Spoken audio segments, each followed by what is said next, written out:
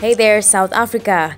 This is the Daily News Wrap for Friday, the 2nd of July, 2021. My name is Lisa Grayson.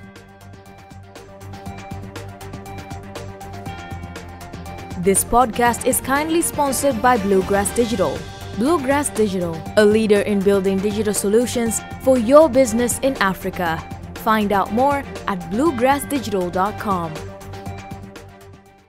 In our top story, things were getting a little chaotic outside of Nkandla on Thursday as a collection of supporters who arrived to supposedly defend Jacob Zuma ballooned in the parts of KZN, and some of these devoted followers aren't afraid to show off what they have in their armories.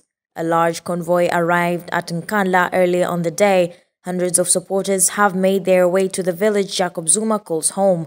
The sprawling homestead was heaving with Msholozi's die-hard fans, sparking a serious security concern. With gatherings banned at level 4, the police will have a tough job dispersing such fervent crowds. Doubts remain as to whether the 79-year-old will hand himself over to the police. If he fails to do so by Sunday, Jay-Z will be arrested by SAPS officers. However, both his supporters and his family members are determined to stop this from happening. In a situation like this, calming the protesters is a big ask. Not only have some supporters vowed to stop any possible arrest of Mr. Zuma, but others were seen and heard discharging their firearms in the public.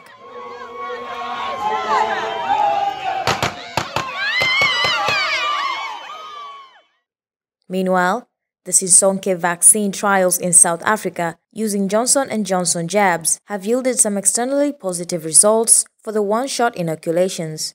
According to the data released by SA Medical Research Council, a massive majority of people who catch COVID after being vaccinated only end up with mild symptoms.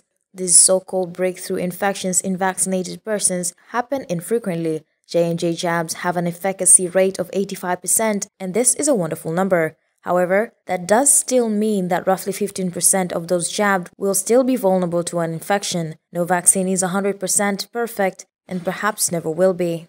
In other news, tragedy has reached us on Thursday afternoon with legendary South African singer and songwriter Steve Kekana having been confirmed dead. Kekana, who was 63-year-old when he passed away, was utterly prolific, having recorded over 40 albums and enjoyed widespread chart success since the 1970s. His hit song, Take Your Love, was a favorite, but his discography contains dozens of other popular tracks. He lost his sight at the age of 5 and attended a school for the blind in Polokwane, where his gift of music thrived. That's all the news you really need to know from the South African today. Subscribe to so much more of this audio bulletin straight to your mobile device. For more of these and other stories, please visit theSouthAfrican.com. This podcast is kindly sponsored by Bluegrass Digital. Bluegrass Digital, a leader in building digital solutions for your business in Africa. Find out more at bluegrassdigital.com.